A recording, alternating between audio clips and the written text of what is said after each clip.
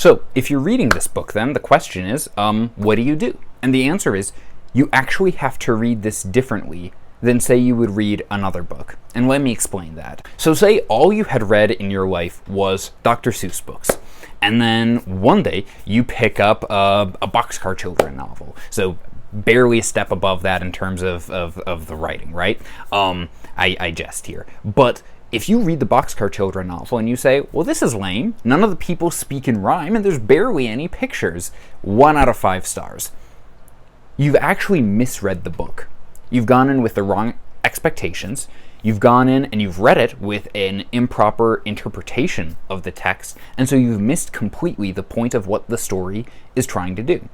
So this isn't to say you need to have completely different expectations for every book, but when different books are doing different things, if you read them with the wrong expectations, you can actually misread a text.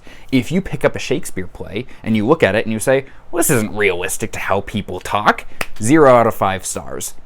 You've actually missed the point of what the play is doing because you haven't read it through the interpretive lens of understanding that it is a historical piece, that, it was set in a certain place and time, centuries ago.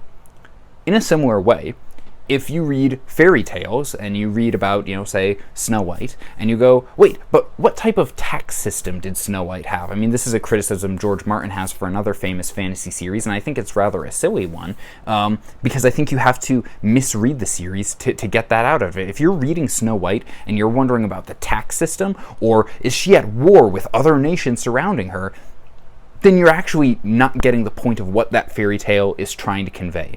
You're actually not getting the right story from the fairy tale.